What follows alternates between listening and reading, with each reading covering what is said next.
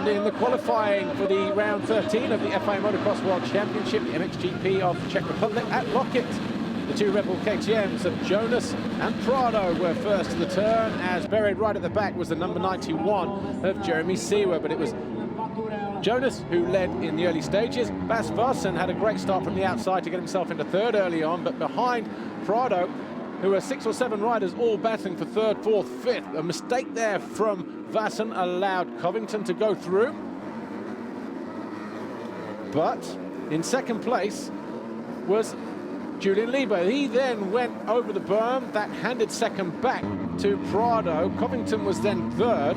That was the other angle of Lieber going off the side of the track. Darian Sinai was then promoted up to fourth ahead of Benoit Paturel as Lieber rejoined the action in 14th place. All eyes were on the battle for second, though, as it was a lonely ride up front for Paul's Jonas. Jorge Prado doing a great job of keeping the number 64 Rockstar Energy Husqvarna of Thomas Covington, the United States of America rider, back behind him.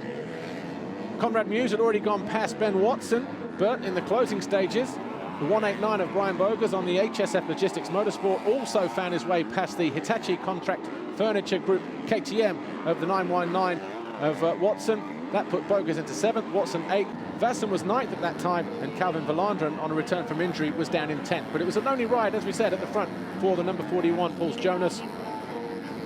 Edged out in a massive margin over the rest of the field, and it was he who came home by 11.5 seconds to take the win for the 5th time in MX2.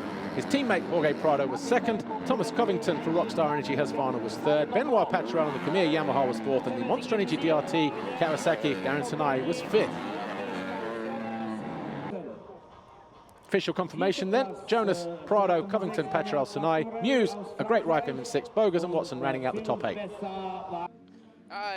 First of all, I got a really good start, and Jorge, my teammate, was just inside of me, and then I got pretty clear first lap, so I could ride my own race, and I really enjoyed it. It went pretty good and pretty smooth. I'm feeling good, and now we came back to the start line, so maybe I need to line up for the MXGP race.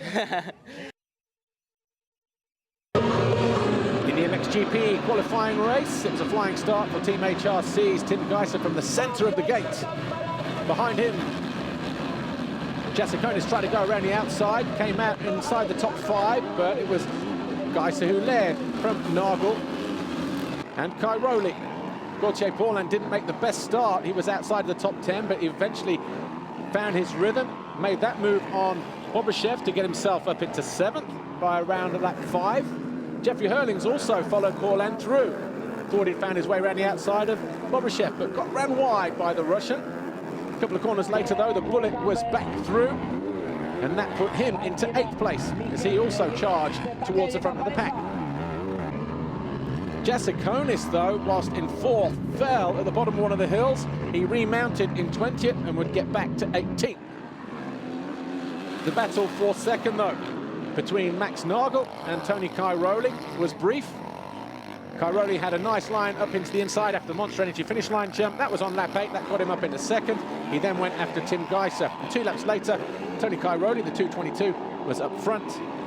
Geiser was in 2nd, didn't offer any kind of resistance. Nagel was 3rd at that point, but a little bit further back. Koldenhoff was in 4th. Paulin had got himself up into 5th, but Fevre lost 6th to Jeffrey Hurlings. Eventually Fevre would come home in 7th for Monster Energy Yamaha. Paulin realised he was in trouble at the bottom of the hill. That allowed Jeffrey Hurlings to make his move. That got him up into 5th. He then went after his teammate Glenn Koldenhoff. It was an aggressive move as well. One Red Bull KTM pushing wide the other. Hurlings then got into 4th, but ran out of time to do anything about Max Nagel. Instead, it was Tony Cairoli who was victorious. He came home 5.5 seconds clear of Tim Geiser and Max Nagel.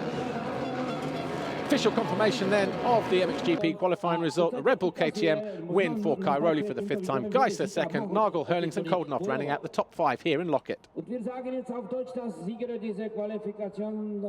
Yes, the start wasn't the best, but still was good. And after I find a good rhythm around the track, and I could make a pass on Nagel and on team, I'm happy. This is one track that I struggle a lot in the past. So I hope this year is going to be a little bit better than the past.